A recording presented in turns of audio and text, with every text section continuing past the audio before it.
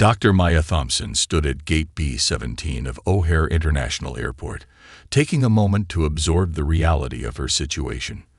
The morning sunlight streamed through the massive windows, casting a golden glow on her Scientist of the Year medal, carefully tucked into her leather laptop bag. Just 3 days ago, she had been in her lab, completely unaware that her decade of research on targeted cancer therapy was about to change her life forever. The announcement of her first-class ticket to Los Angeles had come as a surprise during the award ceremony. Dean Roberts had handed her not just the prestigious award, but also the ticket, announcing to the packed auditorium that the university wanted their star researcher to travel in style to her keynote speech at the International Cancer Research Symposium. Maya checked her reflection in a nearby window, smoothing down her perfectly tailored blue suit, the same one she'd worn when defending her doctoral dissertation 7 years ago. It had become her lucky charm, a reminder of how far she'd come from the small-town girl who'd once dreamed of curing cancer while reading science books under her bedsheets with a flashlight. As she waited in the priority boarding line, Maya scrolled through the presentation on her tablet one last time. The data was groundbreaking. Her team's treatment had shown an 83% success rate in clinical trials, far exceeding anyone's expectations. Tomorrow, she would share these findings with over 3,000 of the world's top oncologists. The thought made her stomach flutter with excitement rather than nervousness. First-class passengers may now board, the gate agent announced, her voice crisp and professional. Maya gathered her belongings, including the small photo of her late mother she always carried, the woman who taught science at a local high school and inspired Maya's love for research. "You're going to change the world someday," her mother had always said. Today felt like the beginning of fulfilling that prophecy. As Maya made her way down the jet bridge, she overheard a young girl behind her whispering excitedly about wanting to be a scientist. Maya smiled, remembering her younger self. She made a mental note to give the child her card later. Mentorship had always been close to her heart. Stepping onto the plane, the smell of fresh leather and coffee welcomed her. First class was a new experience. Her usual grant-funded trips definitely didn't include such luxury. The flight attendant at the door, a younger man named Marcus according to his name tag, greeted her with a warm smile and directed her toward seat 2A. Maya placed her laptop bag carefully under the seat in front of her, keeping her presentation materials easily accessible. The seat was spacious, with actual legroom, a far cry from her usual economy class experience. As she settled in, a flight attendant offered her a choice of orange juice or champagne. Maya chose the orange juice, wanting to stay sharp for her final presentation review during the flight.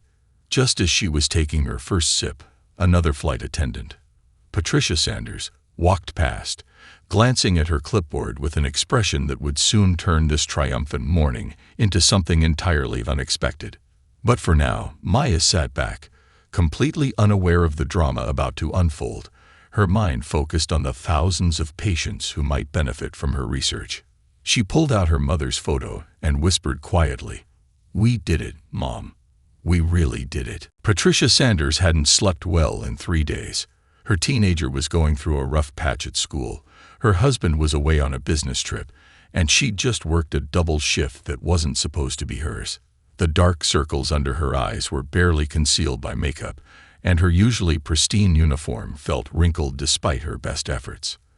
As she double-checked the passenger manifest, the numbers seemed to blur together. When she reached seat 2A, Patricia furrowed her brow at her clipboard. Something wasn't adding up in her exhausted mind. The first-class cabin's seating chart showed different arrangements than what she was seeing, or at least that's what her tired eyes were telling her. She'd been doing this job for 12 years, and she prided herself on running a tight ship, even when everything else in her life felt like it was spinning out of control. "Excuse me."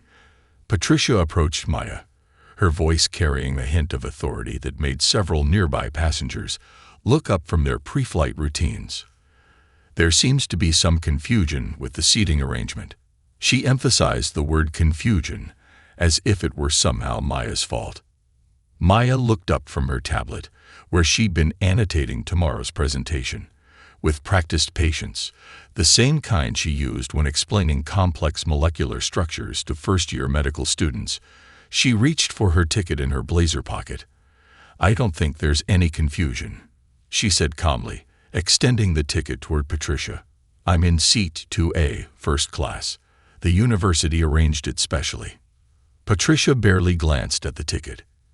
Instead, she pulled out her seating chart again, flipping pages back and forth. "Our system shows." She started, then stopped, squinting at her documents. The other passengers in first class were now watching the exchange with varying degrees of interest. A businessman in 3C lowered his newspaper, and a woman in 2B adjusted her reading glasses to better observe the situation. "I can show you my boarding pass again," Maya offered, maintaining her professional demeanor while reaching for her phone to pull up the digital version. She was acutely aware of the eyes on her, the same way she felt them during her presentations at medical conferences. But this was different. This wasn't about her research or credentials. Patricia's response came with a slight edge to her voice. "Let me just verify this with our system. These mix-ups happen sometimes when there are last-minute upgrades or changes." She emphasized the word changes while tapping her tablet screen repeatedly, the device apparently not responding as quickly as she wanted. Maya took a deep breath, the same way she did before entering her lab each morning. She could feel her presentation notes slipping from her mind as she focused on maintaining her composure. The young girl who had recognized her earlier was now watching wide-eyed from 3 rows back, her mother whispering something in her ear. "Perhaps," Patricia suggested, her voice now carrying an artificial sweetness, "we should sort this out properly. These premium cabin arrangements need to be absolutely correct." She glanced meaningfully toward the economy section, then back at Maya. It would only take a few minutes to verify everything with the gate. Just then, a notification pinged on Maya's phone. A message from the symposium organizers confirming tomorrow's schedule. The irony wasn't lost on her. Here she was, about to present groundbreaking research to thousands, yet she needed to prove she belonged in a seat she had rightfully earned. She straightened her back, adjusted her lucky blue blazer, and prepared for what was coming next. The young girl in row 3 couldn't contain her excitement any longer. "Mom," she whispered loudly, tugging at her mother's sleeve while clutching a worn copy of Science Today magazine. "That's Dr. Thompson. She's the one who made that amazing discovery." Her mother, Sarah Chen, a high school science teacher, immediately recognized the name. She'd just finished teaching her students about Dr. Thompson's breakthrough research last week. Meanwhile, Maya sat perfectly still, her hand resting on her laptop bag containing tomorrow's presentation. The familiar weight of her mother's photo pressed against her leg through the bag's pocket, giving her strength. Around her, the first-class cabin had grown unusually quiet, with only the soft hum of the aircraft's ventilation system filling the air. Several passengers had discreetly pulled out their phones, some Googling Maya's name, others watching the scene unfold with increasing interest. A gentleman in a business suit found the university's press release about her award and nudged his seatmate, showing him the screen. The news spread through the cabin in whispered conversations and shared glances. Dr. Thompson, the young girl, Emma, finally spoke up, her voice carrying clearly through the cabin. "I did my science fair project based on your paper about cellular regeneration. I won first place." Her mother tried to quiet her, but Maya turned in her seat, genuinely touched by the child's enthusiasm. "That's wonderful," Maya responded warmly, momentarily forgetting the tension of the situation. "What was your hypothesis?" The genuine interest in her voice made Emma beam with pride. Patricia Sanders stood frozen, her tablet still in hand, as she watched the interaction. The passengers around her had begun pulling up news articles, scientific journals, and video clips of Maya's recent appearances at medical conferences. The soft murmur of voices grew as people shared their discoveries. "She's pioneering that new cancer treatment. Youngest recipient of the Bradford Medical Innovation Award. My sister's oncologist was just talking about her work." The snippets of conversation floated through the cabin, creating a tapestry of recognition that was impossible to ignore. A flight attendant from economy class, Jenny Martinez, had wandered forward after hearing the commotion. Her eyes widened as she recognized Maya from a recent medical documentary her mother, a cancer survivor, had insisted she watch. Patricia's tablet suddenly sprang to life, displaying the correct seating arrangement that had been there all along. Maya's name was clearly listed for Seat 2A, along with her title and a note about the university's arrangement. The screen seemed to mock Patricia's earlier insistence about a mix-up. Emma, emboldened by Maya's kindness, stood up despite her mother's gentle attempts to keep her seated. "Dr. Thompson, would you sign my magazine? Your discovery might help my grandpa. He's fighting cancer too." The girl's innocent request cut through the tension like a shaft of sunlight through storm clouds. Maya reached for the magazine with a gentle smile, the same one she wore when visiting patients in clinical trials. "Of course, Emma. And you know what? Keep pursuing science. We need bright minds like yours in research." She pulled out her business card and wrote her email address on the back. "When you're ready for a lab internship in a few years, let me know." The cabin had transformed. What had started as an uncomfortable confrontation had become something entirely different. A moment of recognition, inspiration, and connection. But Patricia, still standing in the aisle with her now functioning tablet, had a decision to make. The next few minutes would either escalate the situation or resolve it, and the weight of that choice was clearly visible on her face. Patricia cleared her throat, her voice strained as she spoke over the now buzzing first-class cabin. "Dr. Thompson, I still need to verify some details with the gate. Perhaps you could move to economy class temporarily while we sort this out." The words hung in the air like heavy storm clouds, drawing sharp inhales from nearby passengers. Maya glanced at her watch, 10:45 a.m. Her keynote speech was scheduled for 9 a.m. tomorrow, and she had planned to use the flight time to perfect her delivery. Moving to economy would mean leaving her presentation materials in the overhead bin, out of reach. Still, years of research had taught her that sometimes you had to take a step back to move forward. "Mom," Emma whispered loudly enough for everyone to hear, "but she's famous. She's going to help cure cancer." Sarah Chen quickly shushed her daughter, but the truth in the child's words resonated throughout the cabin. A silver-haired man in 4D stood up, offering his seat instead, but Patricia quickly intervened. "Sir, please remain seated. We need to follow proper procedures." Patricia's voice wavered slightly, betraying her growing uncertainty about the situation. Maya began gathering her belongings, her movements deliberately calm and measured. She picked up her laptop bag, the weight of tomorrow's presentation, and her mother's photo serving as anchors to her composure. "I'll move temporarily," she said, her voice clear and steady. "But I'll need access to my presentation materials in the overhead bin." As she stood, Dr. James Chen, no relation to Emma and Sarah, from the Stanford Medical Center, recognized her from last month's medical conference. "This is absurd," he said, looking up from his phone where he'd been reading about her recent breakthrough. "Do you realize Dr. Thompson is delivering a keynote speech tomorrow that could change thousands of lives?" Maya raised a hand gently, the same way she did in lectures when students became too energetic.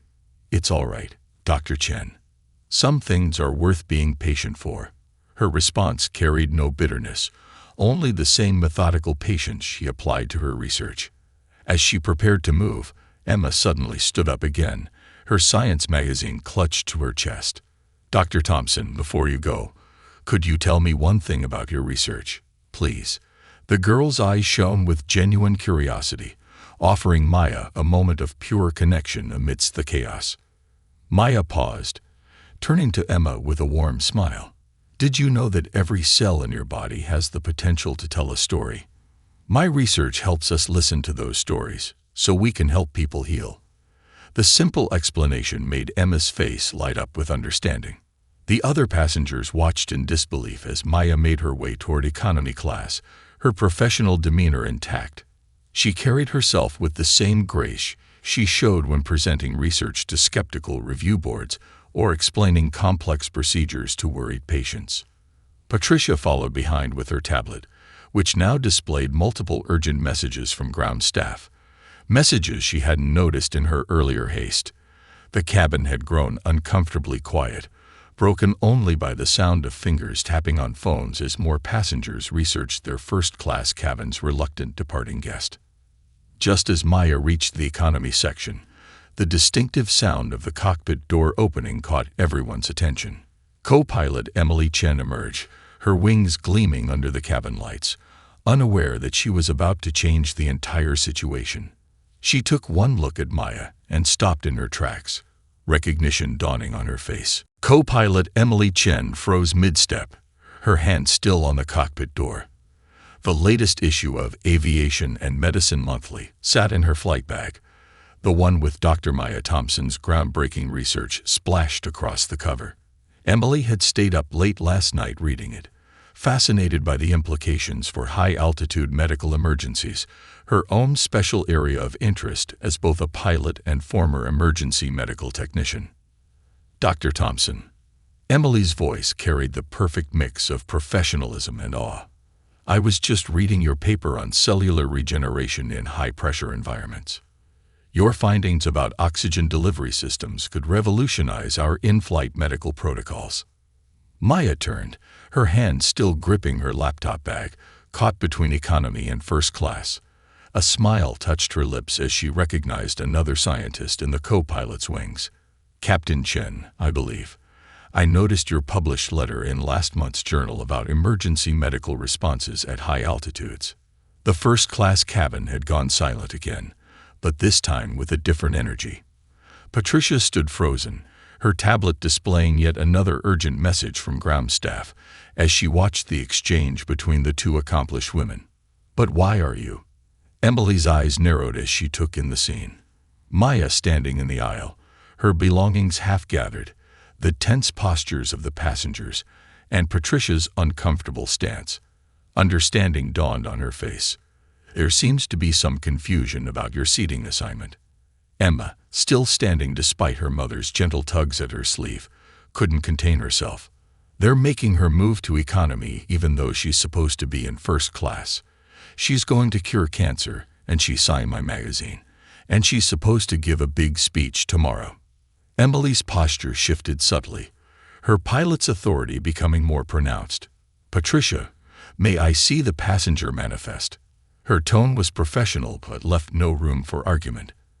As she reviewed the tablet, her eyes flickered between the screen and Maya's ticket. Dr. Thompson, Emily said, drawing herself up to her full height, I apologize for any inconvenience. As the ranking crew member currently in the cabin, I can verify that your first-class assignment is not only correct, but noted as a special arrangement by the university. She turned to Patricia.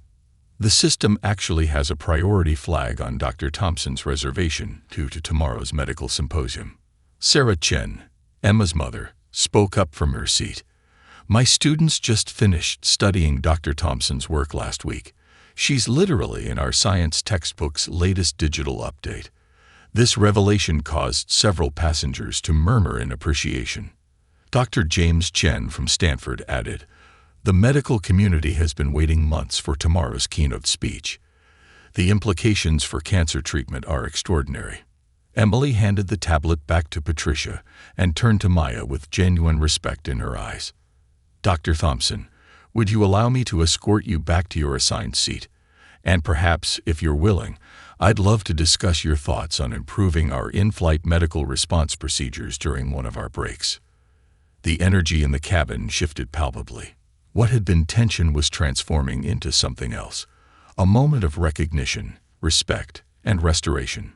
Even Patricia's stance had changed, her earlier certainty replaced by growing realization. As Emily gestured toward seat 2A, Emma bounced excitedly in her seat. See, Mom. I told you scientists were superheroes.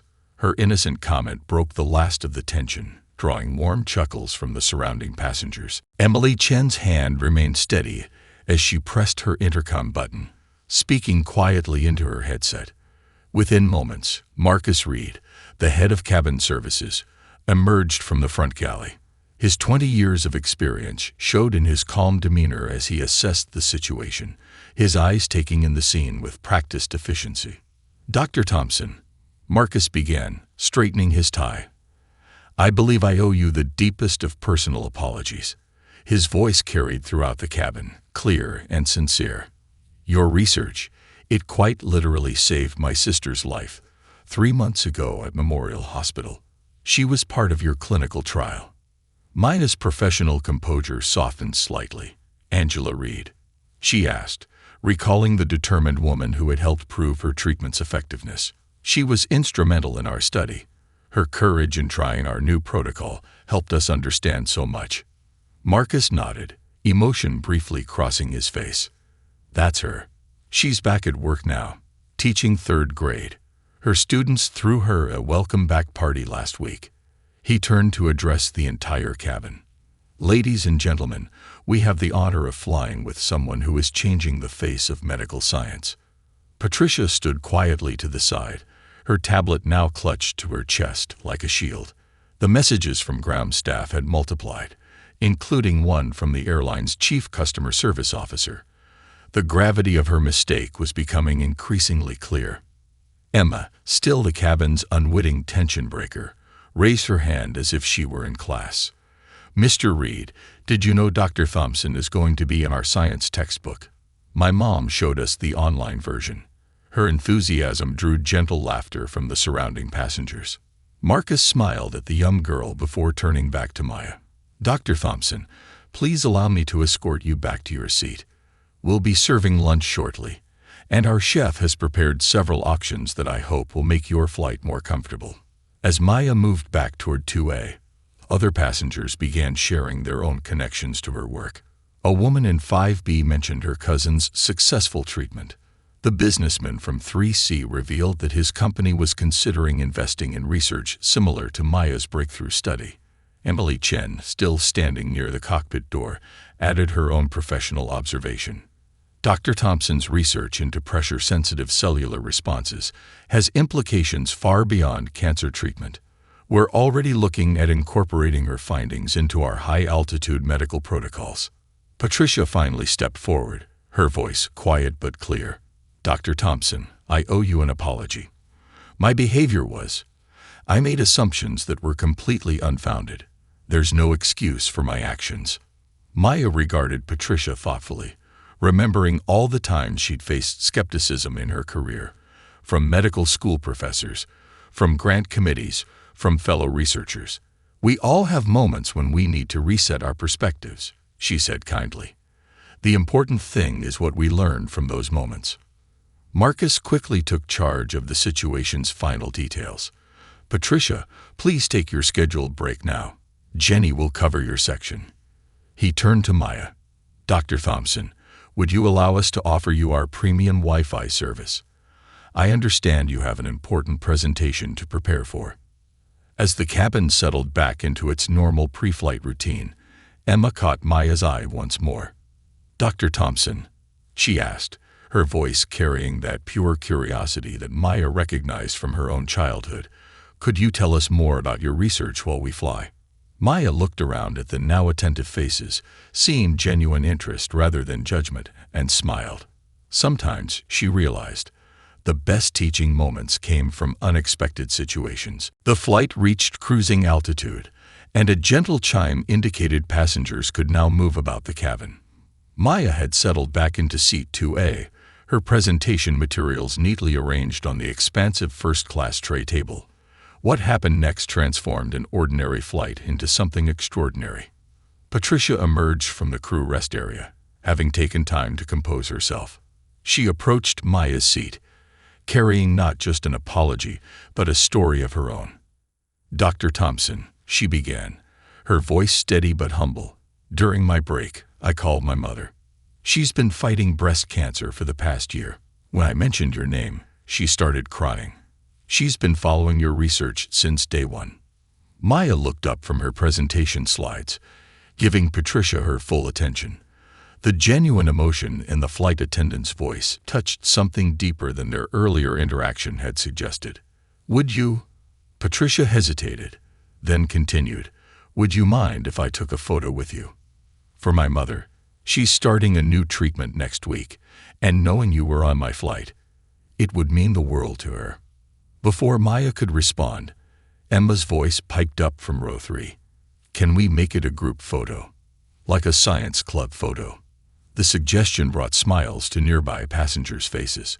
What happened next was unprecedented. Marcus, the head of cabin services, organized an impromptu mini-lecture at the front of first class. With the captain's approval, Maya spent 20 minutes explaining her research in terms everyone could understand, using the napkins and snack bags as visual aids to demonstrate cell behavior. Emily, the co-pilot, came out during her break to add insights about high-altitude medical considerations.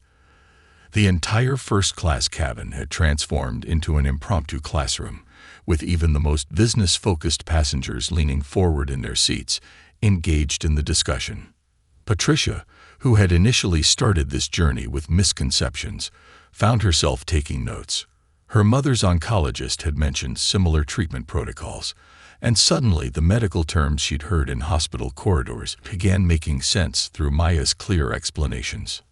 "So the cells actually learned to fight back?" Emma asked, having been allowed to sit in an empty first-class seat during the impromptu lecture. Her mother, Sarah, beamed with pride at her daughter's engagement with the science. "Exactly," Maya responded, using a blue napkin to demonstrate. "Just like you learn to fight back against assumptions about who belongs where, our cells can learn to fight back against cancer." The parallel wasn't lost on anyone in the cabin. As the flight progressed, something remarkable happened. Passengers began sharing their own stories, of relatives fighting cancer, of hopes for new treatments, of barriers they'd overcome in their own lives. The first-class cabin had become a space of healing, not just from illness, but from prejudice. Patricia, who had started her shift thinking about seating charts and procedures, ended it with a new perspective and a photo that would bring her mother to tears of joy. She also had Maya's business card, with a handwritten note offering to connect her mother with information about clinical trials. As the plane began its initial descent into Los Angeles, Marcus made an announcement that brought applause from the entire cabin. "Ladies and gentlemen, in honor of Dr. Thompson's groundbreaking work, the airline will be making a donation to cancer research for every mile of today's flight." Maya looked out the window at the sunset, thinking about her presentation tomorrow. She had planned to talk about cellular transformation, but now she had a powerful new example of how transformation could happen at every level, from cells to souls. 6 months after that memorable flight, Maya stood at a different podium, not at a medical conference, but at the airline's headquarters. The audience wasn't filled with doctors this time, but with flight attendants, pilots, and airline staff from across the country. Among them sat Patricia Sanders, now the airline's newly appointed Diversity and Customer Experience Coordinator. Sometimes the most powerful breakthroughs happen at 35,000 feet, Maya began, drawing knowing smiles from those who had heard about Flight AA 714. The story had never made headlines as a scandal. Instead, it had become a catalyst for positive change within the airline industry. Patricia's transformation had been the most remarkable. After that flight, she had thrown herself into creating a new training program, combining her years of flight experience with a fresh perspective on human interaction. Her mother, now in remission thanks to Maya's treatment protocol, often joined her during presentations to share their story. Emma Chen, the young girl from the flight, sat in the front row with her mother Sarah. Now president of her school's newly formed science club, she wore a lab coat covered in signatures, the first being Maya's from that fateful flight. The airline had created a Future Scientists program, offering free flights to students attending science competitions, inspired by Emma's enthusiasm. "What we learned that day," Maya continued, gesturing to Patricia to join her at the podium, "wasn't just about seats or classes. It was about seeing each person's full potential." Patricia stepped forward, no longer the stressed, prejudiced flight attendant, but a confident advocate for change. The airline's Science in the Skies initiative, born from that day, had already sponsored 50 young researchers traveling to present their work at conferences. Emily Chen, the co-pilot, had been promoted to head of the airline's medical emergency response program, implementing protocols inspired by Maya's research. Marcus Reed shared updates about his sister Angela, now cancer-free and a regular speaker at airline training sessions. Her third-grade students had started a Junior Scientists Club, with Maya making regular video call appearances to encourage their curiosity. The transformation extended beyond just one airline. Other carriers had reached out, leading to an industry-wide commitment to inclusive excellence. Patricia's training program had been adopted by 3 other major airlines, with more in talks to implement it. As Maya concluded her speech, she pulled out a familiar blue napkin, the one she used to explain cell behavior during the flight. It was now framed, a humble reminder that teaching moments could happen anywhere. "This napkin represents more than a science lesson," she said. "It represents how we can transform our mistakes into opportunities for growth." The airline's CEO stepped forward, announcing a permanent partnership with Maya's Research Foundation. Every ticket booked would include an option to donate to cancer research, with the airline matching contributions. They called it the Flight 714 initiative. After the presentation, Emma approached Maya with her latest science fair project, a study on the psychological impacts of positive airline experiences. "Dr. Thompson," she beamed, "guess who's my expert consultant?" She pointed to Patricia, who now spent her free time mentoring young students interested in both aviation and science. The story of Flight AA 714 became part of the airline's regular training curriculum, not as a cautionary tale, but as an example of how challenges could lead to transformation. Patricia and Maya's unexpected friendship proved that the journey of understanding often began with a single moment of humility. As Maya left the airline headquarters that evening, she passed a new display in the lobby, a framed first-class napkin next to a photo of her impromptu airplane lecture, with the words "Every journey is a chance to learn" written beneath it. She smiled, knowing that sometimes the most important breakthroughs happen not in laboratories, but in the moments we choose to see each other clearly.